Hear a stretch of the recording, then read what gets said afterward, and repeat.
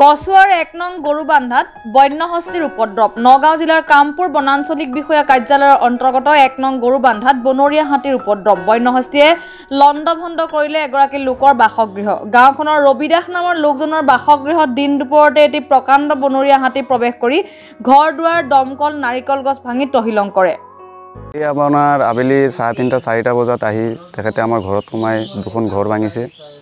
দুখন ঘৰ ভাঙি এখন দমকল আৰু বিভিন্ন গছ গছনি আছিল সেইবিলাক ক্ষতিগ্ৰস্ত কৰি আমাৰ ধান আছিল, ধান চান ভঁৰাল আছিল, ভঁৰালৰ পৰা ধান উলিয়াই খাই কিনে মোটামুটি 5টা 5:30 মানত তেখেত নিজে গুচি গ'ল নাম।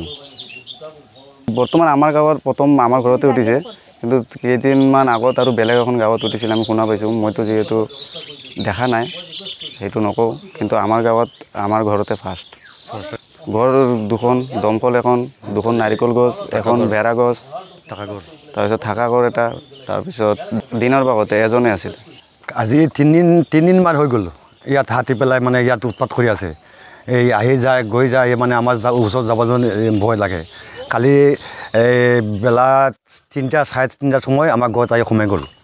আহি পেলাই মানে ঘৰ দুটা ভাঙিলে, দমকল ভাঙিলে আৰু ধান চান চব মানে সেইবিলাক বেয়া কৰিলে। কৰি পেলাই এইবিলাক সোমাই পেলাই গছ ভাঙিছে, ইয়াৰ ঘৰ ভাঙিছে, ভাঙি পেলাই সেই ৰাতি গধূলি মানে সেই গুচি গ'ল। আমাৰ ইমান খেতি কৰি গৈছে। মই প্ৰস্তাৱ যিমান মানে মাতিছোঁ, মানে গোটেই দিন মাতিছোঁ, কিন্তু এতিয়া এই প্ৰস্তাৱ যিমান মানুহটো অহা নাই। এতিয়া আমাৰ কি এইটো কথা চৰকাৰতে আমাৰ এইটো আবেদন, আমাৰ ইমান যে দুটা ঘৰ ভাঙিছে, দমকল ভাঙিছে আৰু কিবা কিবি ভাঙিছে, এইটো চৰকাৰতে আমাৰ এইটো দাবী, আমাৰ কিবা কিবি দিয়ে এইটো আমাক সিহঁতে জানে। আমাৰ ঘৰ দুটা ভাঙিলে, এইবাৰে তামোল গছ ভাঙিলে, এইবাৰে নাৰিকল গছ ভাঙিলে, লেফ্টিনে চাৰ্টটো ভাঙিলে আৰু ধান খালেই। ইমান খেতি কৰি গৈছে।